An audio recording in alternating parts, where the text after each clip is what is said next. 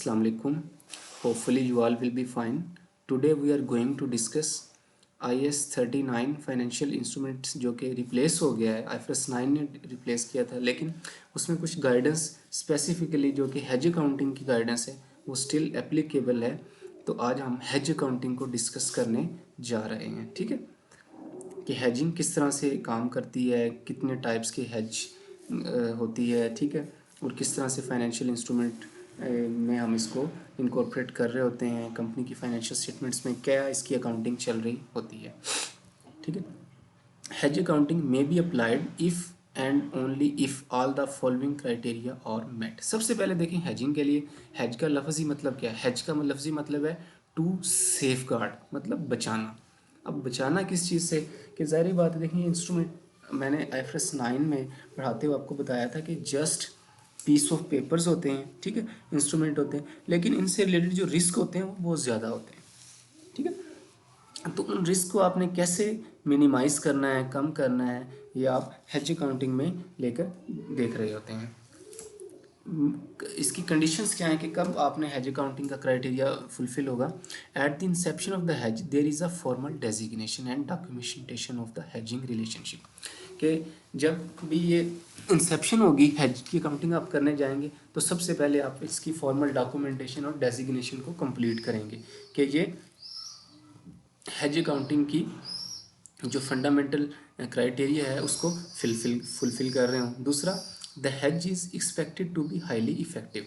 Effective का मतलब ये है कि जिस पर्पस के लिए आप हेज करने जा रहे हैं तो ये उस रिस्क को मतलब कवर भी करे। मतलब ये ना हो कि देखें लेट्स सपोज एक रिस्क था, आपने ना एक कोई फॉरवर्ड कॉन्ट्रैक्ट किया, ठीक है, और अब आपको मतलब आपने कहा कि मैं फ्यूचर में ना ये मेरे पास जो कमोडिटी है ये मैं इतनी अमाउंट की सेल कर दूंगा, ठीक है। तो इस केस में आप देखें और इस रेट पे करूँगा और कल को वो रेट लेट्स सपोज 100 रुपीज़ है और कल को रेट हो जाए 120, तो आपको तो लॉस हो गया ना, क्योंकि आपको तो 100 रुपये के रेट पे डिलीवरी करनी पड़ेगी, ठीक है, या जो ट्रांसफ़र करना पड़ेगा। लेकिन अगर आप ये कॉन्टैक्ट ना करते और मार्केट में बेच देते डायरेक्ट, तो इस केस में आप ये 120 का ही बेच सकते थे।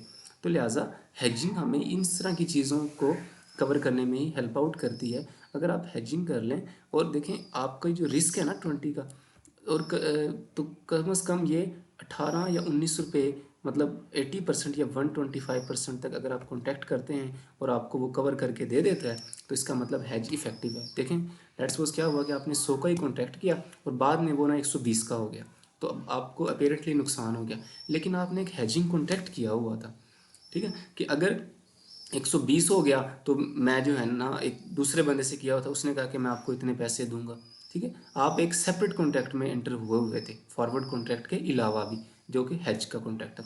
तो उससे क्या हुआ कि आपको देखें एक कॉन्ट्रैक्ट में 20 का लॉस हो गया, ठीक है, लेकिन दूसरे में क्या हो रहा है, आपको लेट्स सपोज 18 का गेन हो रहा है, ठीक है। और ये ऐसे ही चलता है, एक में अगर लॉस है दूसरे में आपको गेन हो रहा होता है, मतलब ये रिवर्स चल रहे होते हैं। तो इससे क्या हुआ कि आपका जो लॉस है वो कम हो गया, आपको नेट लॉस 2 रुपये का हुआ है। तो देखें इस कॉन्ट्रैक्ट ने आपके जो एक्चुअल लॉस है उसको कितना कवर कर लिया, 80 to 90% मतलब कवर किया। लिहाजा ये इफेक्टिव हैज है।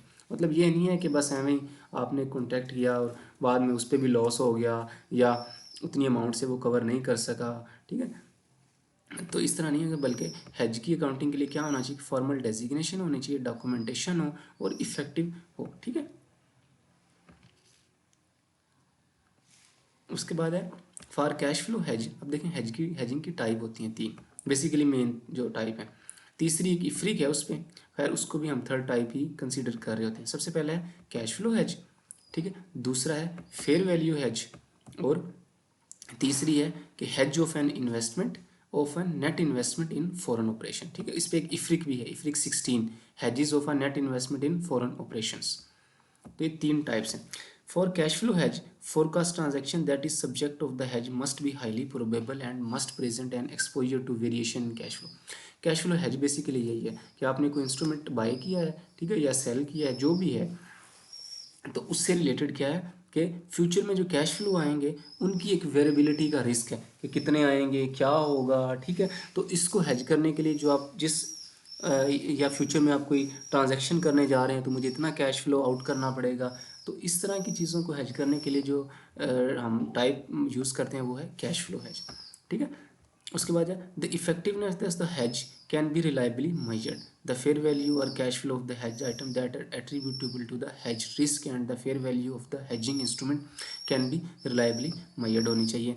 The hedge is assessed on an ongoing basis and determined actually to have been highly effective throughout the financial reporting period for which the hedge was designated. ठीक है, वो hedging जो है ना इफेक्टिव होनी चाहिए, मतलब प्रॉपर लोग बैठ के मैनेजमेंट वाले उसको डिसाइड करें और वाकई वो एक इफेक्टिव हो, ये ना हो कि वो आपके रिस्क को कम कवर कर रहा हो, बल्कि 80 to 125% तक इफेक्टिव होना ज़रूरी है। ठीक है, तो ये जी क्राइटेरिया हैजिंग का कि कैसे क्या क्या क्राइटेरिया कि कब हैजिंग होनी है। सबसे पहले देखें, हैज अकाउंटिंग स्टार्ट करने से पहले क्राइटेरिया होना चाहिए कि उसकी फॉर्मल डेजिग्नेशन हो, फॉर्मल डॉक्यूमेंटेशन हो, वो हाईली इफेक्टिव हो। ठीक है, कैश फ्लो के केस में क्या क्या ट्रांजैक्शंस देखनी है आपने, और दूसरी वो ऑन गोइंग बेसिस पे आप उसको चेक कर, मतलब ये नहीं कि एक दफ़ा आप कॉन्ट्रैक्ट में एंटर हुए, हैजिंग की डॉक्यूमेंटेशन भी कर ली आपने, डेजिग्नेशन भी कर ली और बाद में उसको छोड़ दिया, अब उसको देख ही नहीं रही। नहीं भैया, आपने इस तरह के कॉन्ट्रैक्ट्स वगैरह को रेगुलरली मॉनिटर करना होता है, रिव्यू करना होता है। ठीक है, कुछ कंडीशंस इधर भी लिखी हुई हैं कि हैज अकाउंटिंग में be applied if and only if all the following criteria are met. ठीक है, वो क्या है, at the inception there is a formal designation. ठीक है, इफेक्टिव वाली मेजरमेंट भी आ गई। दूसरी मतलब यही जो चीज़ें इधर लिखी हुई हैं वो हमने इधर से पढ़ ली। अच्छा जी, अब हम वन बाय वन इसकी टाइप देख लेते हैं कि फेयर वैल्यू हैज क्या है, कैश फ्लो हैज क्या है। कैश फ्लो हैज क्या है कि definition a hedge of the exposure to variability in cash flow. Cash flow की वेरिएबिलिटी में मुझे रिस्क है, तो उसको हेज करने के लिए, सेफ गार्ड करने के लिए मैं क्या किस कैश फ्लो में जाता हूँ, कैश फ्लो हेज की टाइप में जाता हूँ। ठीक है, that is attributable to a particular risk associated with the recognised asset और लाइबिलिटी। जाहिर बात है, वो रिस्क उस एसेट या लाइबिलिटी से किसी तरह से तो एसोसिएट होगा ना। The portion of the gain or loss on the hedging instrument that is determined to be effective hedge is recognized in OCI.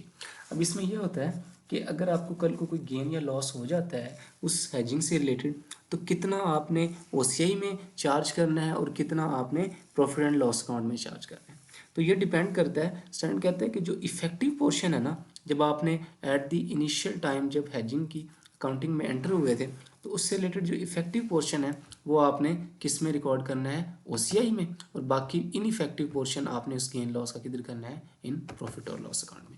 Effective और इनइफेक्टिव का मैंने आपको प्रूफ बता दिया। ठीक है, if the hedge result in the recognition of a financial asset or a financial liability, the associated gain or losses that were recognized in OCI are reclassified from equity to profit or loss account as a reclassification adjustment। ठीक है, अब वो जो आपने OCI में charge करना है ना, आपने अब देखें OCI में आपको पता है ना कि दो पार्ट होते हैं कि item that may be reclassified to PNL और item that may not be reclassified to PNL। तो आपने may be reclassified to PNL है, उसमें ये जो है ना शो करवाना होता है, क्योंकि बाद में जब वो फाइनेंशियल एसेट या लाइबिलिटी रिकग्नाइज हो जाता है तो आपने उसको ट्रांसफ़र कर देना होता है प्रॉफिट और लॉस अकाउंट में एज ए रिक्लासिफिकेशन एडजस्टमेंट। उसके बाद क्या है, if the has result in the recognition of a non-financial asset or non-financial liability, then the entity has an accounting policy election of either। ठीक है, अगर वो फाइनेंशियल एसेट या लाइबिलिटी था तो आपने उसमें ले जाना है, और अगर वो नॉन फाइनेंशियल हो जाए तो आपने देखना है कि उस एंटिटी की पॉलिसी क्या है। रिक्लासीफाई द एसोसिएटेड गेन और losses in OCI to profit और लॉस। जो OCI में थे उसको प्रॉफिट और लॉस में चार्ज करवा देना, और देखिए ये अकाउंटिंग पॉलिसी बना लेनी है। कल को फिर इस तरह की कोई ट्रांजैक्शन हो तो अगेन आपने सेम बिहेवियर्स जो है, क्योंकि देखिए अकाउंटिंग पॉलिसी होती ही है ना कि सेम इवेंट्स और ट्रांजैक्शंस के लिए सेम होनी चाहिए। ठीक है,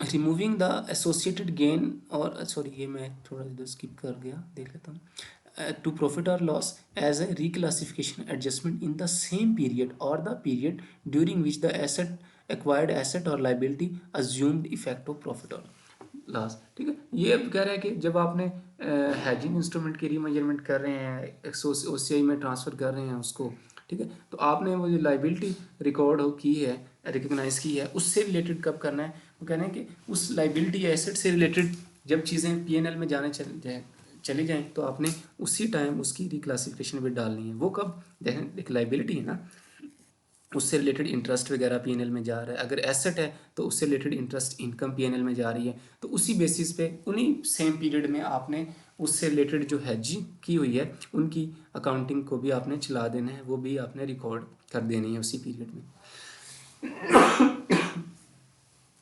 Removing the associated gain losses that were recognized in OCI and including them in the initial cost or other carrying amount of the asset or liability।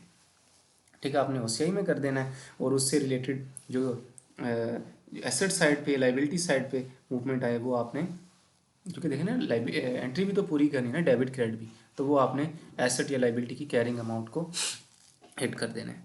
Cash flow hedge accounting is discontinued discontinued prospectively, कि जब cash flow hedge ख़त्म हो जाए तो आपने उसको discontinue कर देना और प्रोस्पेक्टिवली करना है। वो कब ख़त्म होगी? द हेजिंग इंस्ट्रूमेंट एक्सपायर्स और सोल्ड। सारी बात है, इंस्ट्रूमेंट ही सोल्ड हो गया, एक्सपायर हो गया, तो हेजिंग भी उससे रिलेटेड ख़त्म होगी। तो जो OCI में रिमेनिंग इक्विटी पड़ी होगी वो आपने क्या करना है? Remains in equity until forecast transaction occur and is then treated as described above. पड़ी हुई आपने उसको पीएनएल के थ्रू जो है ना ट्रांसफ़र कर देना है। The hedge no longer meet the criteria, या एक्सपायर हो जाए तब ख़त्म कर देना है, या वो क्राइटेरिया ही मीट नहीं कर रहा जो हमने ऊपर पढ़ा था, तो लिहाजा हेजिंग तो फिर ना होगी ना। The forecast transaction is no longer respected. Cash flow hedge में हम एंटर हुए थे और हमने कहा था कि फोरकास्ट ट्रांजैक्शन होगी, तो हमने इसको कैश फ्लो हेज जो है ना ट्रीट कर लिया। लेकिन अब हमें लग रहा है कि हम उस ट्रांजैक्शन में जाएंगे ही नहीं, तो लिहाजा आप उसको, उसकी हेजिंग अकाउंटिंग उसको डिसकंटिन्यू कर दें। या क्या है कि the entity revoke designation, net amount recognised in OCI remains in equity until forecast transaction occur and this treated as described above. कि एंटिटी ने जो डेजिग्नेशन की थी ना कि हम इसको हेजिंग ट्रीट करेंगे, इसकी अकाउंटिंग ये करेंगे, वो रिवोक कर दी, तो बस ठीक है, उसकी अकाउंटिंग डिसकंटिन्यू कर दें। तो ये बड़ी इंपॉर्टेंट चीज़ें हैं, अक्सर ऑडिट में और अकाउंटिंग में पूछ रहे होते हैं कि कब कब हेजिंग की जो अकाउंटिंग है ना वो डिसकंटिन्यू करनी है। तो ये उसकी जो है वो इवेंट्स हैं, इन इवेंट्स के केस में आपने उसकी अकाउंटिंग को डिसकंटिन्यू कर देना है। ठीक है जी। अगली टाइप है फेयर वैल्यू हेज। डेफिनेशन क्या है? A hedge of the exposure to changes in fair value of recognised asset और लाइबिलिटी और एन रिकग्नाइज्ड फर्म कमिटमेंट और an identified portion of such asset, liability or firm commitment that is attributable to a particular risk and could affect profit or loss। ठीक है, कि अगर कोई recognised asset या liability है, उसकी फेयर वैल्यू से रिलेटेड कोई रिस्क है, तो उसको हेज करने के लिए हम फेयर वैल्यू हेज में जा सकते हैं। ठीक है, और उस रिस्क से क्या होता है? पीएनएल इफेक्ट होता है, तो आप फेयर वैल्यू हेज में एंटर हो सकते हैं। तो इसमें क्या होगा? जस्ट आपने क्या करना है, उस फेयर वैल्यू की मूवमेंट होगी वो आपने उस एसेट की कैरिंग अमाउंट में ऐड करनी है और उसका अदर इफेक्ट पीएनएल में ट्रांसफ़र कर देना है। मतलब इसमें OCI वाला चक्कर कोई नहीं है फेयर वैल्यू हेज में। गेन और loss from remeasuring the hedging instrument at fair value और the foreign currency component of its carrying amount that is recognised in profit और loss. Gain loss on hedged item. अब देखें, ये बड़ी important चीज़, एक hedging instrument होता है और एक हेज्ड आइटम होता है। हेजिंग इंस्ट्रूमेंट तो वो कॉन्ट्रैक्ट है ना जिसमें आप एंटर हुए हैं हेज करने के लिए, और हेज आइटम वो है कि जिसकी वैल्यू में चेंज आ रहा है, मतलब जिसकी वैल्यू में चेंज आने से कि डर से या खौफ से या उसको मिनिमाइज करने के लिए आप हेजिंग कॉन्ट्रैक्ट में एंटर हुए हैं। ठीक है, उस कॉन्ट्रैक्ट में जिस डॉक्यूमेंट के थ्रू एंटर, उसको हेजिंग इंस्ट्रूमेंट कह रहे हैं, और वो जो चीज़ है, ठीक है, वो फाइनेंशियल एसेट, वो मतलब रिकग्नाइज्ड एसेट या लाइबिलिटी जो है उसको हम हेज्ड आइटम कह रहे हैं। ठीक है, तो हेज आइटम से रिलेटेड गेन लॉस को अपने क्या करना है, उसकी फेयर वैल्यूज में आए तो आपने प्रॉफिट और लॉस अकाउंट में चार्ज कर देना है। ठीक है, मतलब उसकी कैरिंग वैल्यू को एडजस्ट करना है। देखें ना, एक हेज आइटम था, ठीक है, उसकी फेयर वैल्यू में आपको लग रहा था कि जो है ना वो कम हो जाएगी या ज़्यादा, वो कल को जो है ना वो कम हो गई। ठीक है, तो आपने क्या किया, उससे रिलेटेड एक कॉन्ट्रैक्ट किया हुआ था हेजिंग का, तो उस हेजिंग के कॉन्ट्रैक्ट पे जो गेन लॉस आया है उसकी आपने एंट्री करनी है कि फाइनेंशियल एसेट डेबिट और अदर इनकम प्रॉफिट और लॉस क्रेडिट। लेकिन जो हेज्ड आइटम पे गेन लॉस आया उसकी क्या करनी है कि कम हो गया है ना वो, अब मतलब उसकी फेयर वैल्यू अगर कम हुई है तो आपने एंट्री करनी है कि वो एसेट क्रेडिट और profit and loss account debit. ठीक है, अब देखें इधर प्रॉफिट और लॉस डेबिट हो रहा है, ऊपर क्रेडिट है, तो इनका नेट इम्पैक्ट क्या जा रहा है? कम जा रहा है। तो लिहाजा आपका जो एक्सपोजर है वो आपका वो कम हो गया, आपने एक हेजिंग के थ्रू वो कम कर लिया उसको। Fair value hedge accounting is discontinued prospectively, उसमें भी वही है कि जब इंस्ट्रूमेंट सेल हो जाए, ठीक है, no longer meet criteria, entity revokes, तो लिहाजा आपने इसकी काउंटिंग को ख़त्म कर देना है। Where hedge accounting is discontinued, adjustment to the carrying amount of the hedge financial asset for which the effective interest rate is used are amortized to profit or loss। ठीक है, आपने उसको प्रॉफिट और लॉस अकाउंट में transfer कर देना है। The adjustment is based on recalculated effective interest rate at the date of amortisation begins.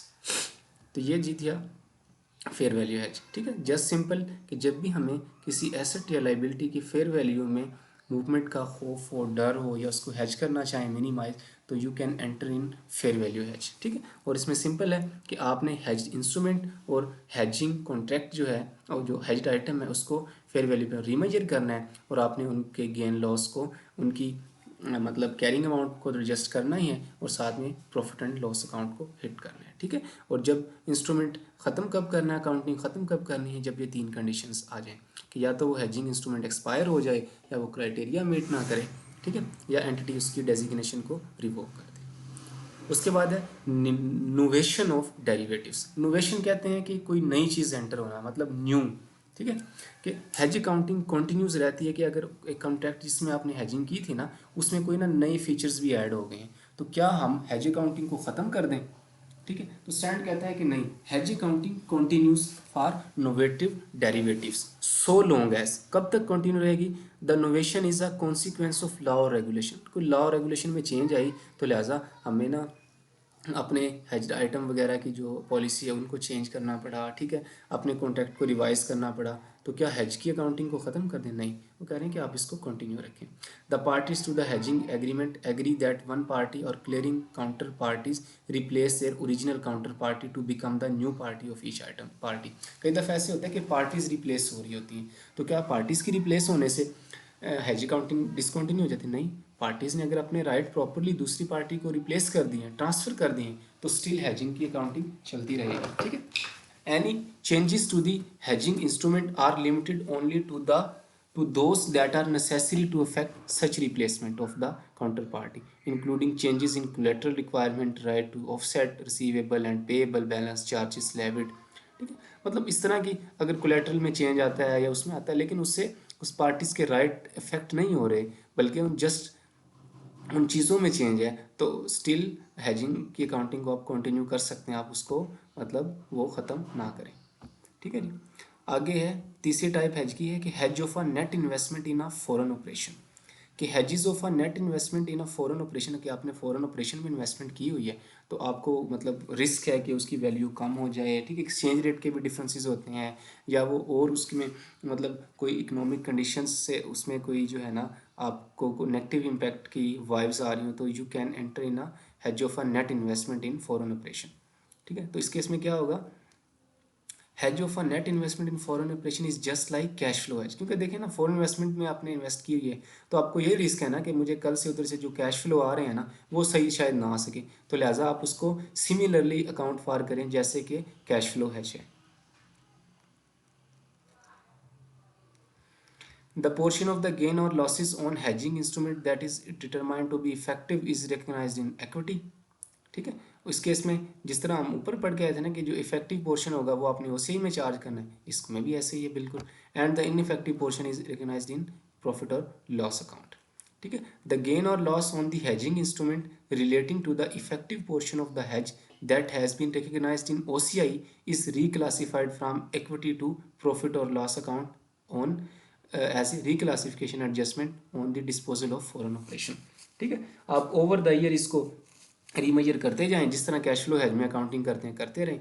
जब कभी आप फॉरेन ऑपरेशन को डिस्पोज करें तो ओसीआई में जितना बैलेंस पड़ा है आप उसको as a reclassification adjustment PNL में ट्रांसफ़र कर दें। ठीक है, उसके बाद है जी designation of non financial item as hedged item. कि नॉन फाइनेंशियल आइटम्स हैं उसको आप कैसे डेजिग्नेट करेंगे? If the hedge item is a non financial asset. Non financial क्या है? आपका प्रॉपर्टी प्लांट इक्विपमेंट, आपकी इन्वेस्टमेंट प्रॉपर्टी। ठीक है, is designated as hedge item either for foreign currency risk in its entirety for all risk, because the difficulty of isolating and measuring appropriate portion of cash flow or fair value changes attributable to specific risk other than foreign currency risk। ठीक है, तो आप इसको मतलब designate कर सकते हैं। देखिए कई दफ़ा होता है कि लेट्स सपोज हमने एक प्लांट एंड मशीनरी बाय किया, वो बाहर से आना है, ठीक है, इंपोर्ट की है, उसकी पेमेंट ज़ाहिर बात है एलसी के थ्रू रूट होगी, आप उसको पेमेंट करेंगे। तो इस केस में वो जो आइटम आना है ना वो नॉन फाइनेंशियल है, ठीक है, लेकिन उसकी जो पेमेंट लाइबिलिटी है ना हमारी, वो एक फाइनेंशियल लाइबिलिटी है, कैश का आउटफ्लो होना है। तो आप को मतलब कि रिस्क है कि कल को फॉरेन एक्सचेंज रेट जो है ना वो जो जिसे कहते हैं कि एडवर्स हो जाए, मुझे ज़्यादा पेमेंट करनी पड़ जाए, ठीक है। अब वो जो हेज्ड आइटम है वो क्या है, नॉन फाइनेंशियल है, लेकिन उस पर जो कॉन्ट्रैक्ट है वो एक फाइनेंशियल है, ठीक है। तो आप क्या कर सकते हैं, जब उस पर हेजिंग की काउंटिंग करें तो उस नॉन फाइनेंशियल एसेट को आप डेजिग्नेट कर सकते हैं कि ये डेजिग्नेटेड हेज्ड आइटम है, ठीक है। मतलब आप उस पर डेजिग्नेटेड क्या कि अब कह दें कि मैं इस कॉन्ट्रैक्ट पे हेज की अकाउंटिंग लगाने जा रहा हूँ कि ये एसेट स्टिल नॉन फाइनेंशियल है, लेकिन मैं इस पर हेज की अकाउंटिंग वो करूँगा। तो लिहाजा आप उस फॉरवर्ड या किसी भी फ्यूचर कॉन्ट्रैक्ट में एंटर होते हैं उसकी अकाउंटिंग तो आप उसी तरह करेंगे हेज्ड आइटम की, हेज इंस्ट्रूमेंट के थ्रू। लेकिन ये जो आइटम है, हेज्ड आइटम आपका नॉन फाइनेंशियल है, इसको भी आप रिवाइज करेंगे on the basis of your revised value which are you going to pay for this item, ठीक है। फॉरेन करेंसी रिस्क क्योंकि इसमें इन्वॉल्व हुआ है, ठीक है। तो ये जो डेजिग्नेशन थी कि अगर कोई नॉन फाइनेंशियल आइटम है तो क्या उसकी हेजिंग नहीं हो सकती, नहीं उसकी भी हो सकती है, लेकिन आप उसको डेजिग्नेट करना पड़ेगा। डेजिग्नेशन मतलब आपको डॉक्यूमेंटेशन करनी पड़ेगी कि देखें ना, हेजिंग है भी यही कि हेज की काउंटिंग स्टार्ट ही कब करनी है, जब कंडीशंस फुलफिल हों, आप डेजिग्नेशन कर दें, ठीक है, डॉक्यूमेंटेशन हो जाए कि इस पे हेजिंग की अकाउंट। क्योंकि देखें ये जो अकाउंटिंग होती है ना हेजिंग की, ये बहुत से लोगों को पता नहीं होती। ये पता नहीं होने का मतलब ये कि ये नई स्टैंडर्ड में अमेंडमेंट है, तो लिहाजा लोगों के पास शायद इतना एक्सपीरियंस ना हो या वो इसको प्रॉपरली अपनी बुक्स ऑफ अकाउंट्स में रिफ्लेक्ट ना कर सकें। तो लिहाजा इसलिए स्टैंडर्ड कहते हैं कि पहले आप एक व्यू पॉइंट पे हैं। ये नहीं है कि आप चुप करके हेजिंग की काउंटिंग लें, नहीं, आप उससे रिलेटेड मेजर्स लें, अपने डॉक्यूमेंट्स रेडी करें कि हम अकाउंटिंग करने जा रहे हैं। आप देखें कि एक्सपर्ट क्या क्या हैं। अब देखें ऑडिट के क्वेश्चंस में ना अक्सर पेपर्स में ये क्वेश्चंस आ जाते हैं कि कंपनी है उसने हेज की अकाउंटिंग की हुई है, ये है, इस तरह है, मतलब स्टोरी है, तो आप उसमें ना रिस्क आइडेंटिफाई करें। तो सबसे पहला जो रिस्क होता है ना हेज की अकाउंटिंग में वो यही है कि क्या वो लोग, उन लोगों के पास अप्रोप्रिएट स्किल्स हैं कि वो हेज की अकाउंटिंग को फॉलो कर सकें, ठीक है। क्या उन लोगों ने प्रॉपर डेजिग्नेशन डॉक्यूमेंटेशन की है, क्या मैनेजमेंट के पास प्रॉपर एक्सपीरियंस है, क्या कंपनी मतलब बिल्कुल आराम से तो नहीं उसमें एंटर होगी, या और जो कंपनीज हैं मार्केट में वो भी इस तरह की हेजिंग कर रही हैं, ठीक है। तो ये डिफरेंट चीज़ें जो है ना रिस्क क्रिएट कर सकती हैं। हो सकता है कि उसकी हेजिंग की अकाउंटिंग सही ना हुई हो, मैनेजमेंट जो है ना प्रॉपरली जो एक्सपीरियंस ना हो, तो लिहाजा ये रिस्क होता है, ठीक है। हेज की अकाउंट मतलब ये डिफ़ॉल्ट रिस्क है। ओके जी, ये थी सारी hedge accounting. I have tried my best to describe how it's work. Cash flow hedge, fair value hedge, बिल्कुल simple. Fair value hedge just आपने फेयर वैल्यू की मूवमेंट को पीएनएल में चार्ज करना है, लेकिन कैश फ्लो हैज में क्या है कि आपने देखना है कि जो इफेक्टिव पोजीशन से रिलेटेड है वो ओसीआई में, बाकी पीएनएल में चार्ज करना है। नोवेशन आपको बता दी। तो ये थी सारी हैजिंग, ठीक है। अब इसमें क्वेश्चन क्या आ सकता है, किस तरह से पूछ सकता है, ये आपने अपने टीचर्स के जो नोट्स हैं, ठीक है, जो किताब में आई कैप की बुक्स में जो एग्जांपल्स हैं आपने उनको सोल्व करके देखना है। और देखें हैजिंग ना ये बड़ा सेंसिटिव से टॉपिक है, इसमें अगर आपको फॉर द टाइम बिंग चीज़ समझ नहीं भी आ रही ना तो आपने कोशिश ज़रूर करनी है इसको समझने की, लेक्चर को दोबारा लेने की, ठीक है, क्योंकि शायद वक्ती तौर पे या फॉर द टाइम बिंग किसी को भी समझ नहीं आती इसकी, ठीक है। तो आपने मतलब दिल बर्दाश्ता नहीं होना, या आपने ये नहीं सोचना कि लै जी मैंने तो लेक्चर भी ले लिया और फिर भी मुझे समझ नहीं। आप हो सकता है क्योंकि देखें फर्स्ट टाइम किसी को भी नहीं आती इस तरह की, क्योंकि ये एक नया टॉपिक है और एक जो है कि मतलब एक सेंसिटिव सा टॉपिक है। और इसमें क्वेश्चंस भी जब भी आते हैं ना आई कैप में भी वो इस तरह के आते हैं कि हेजिंग को कब, क्राइटेरिया क्या है, कैश फ्लो हेज किस तरह वर्क करता है, फेयर वैल्यू हेज कैसे चलता है, नोवेशन अगर आ जाए तो उसको कैसे लेके चलनी है, हेज की काउंटिंग कब डिसकंटिन्यू करनी है, उसका इम्पैक्ट प्रोस्पेक्टिव होगा या रेट्रोस्पेक्टिव, इस तरह की चीज़ें पूछ रहे होते हैं। मतलब वो आसान क्वेश्चन ही कर रहे होते हैं, लेकिन बड़ा इंपॉर्टेंट टॉपिक है, इसमें से क्वेश्चन टेस्ट होने के भी चांसेस होते हैं। ओके जी, आई थिंक जो हमारा FS9 है वो कंप्लीट हो चुका है अब, मतलब उससे लिंक जो टॉपिक हैं वो भी सारे कंप्लीट हो गए हैं। IFRS 9 सबसे पहले हमने देखा, ठीक है। उसके बाद हमने IAS 32 देखी, प्रेजेंटेशन कैसे करने हैं, IFRS 7 डिस्क्लोजर्स देखा, एम्बेडेड डेरिवेटिव्स देखे, और आज हमारा एक टॉपिक रहता था जो कि हेज अकाउंटिंग है, वो भी हमने डिस्कस कर लिया। तो आई विल रिकमेंड यू कि फर्स्ट ऑफ ऑल सबसे पहले आप अगर इन स्टैंडर्ड्स को अपने अच्छे तरीके से ग्रैस्प करना है तो सबसे पहले आप IFRS 9 के लेक्चर लें, देन आप जो है ना इस स्टैंडर्ड पे या इस जो गाइडेंस है इस पे मूव करें। ओके जी, बेस्ट ऑफ लक, अल्लाह हाफिज़।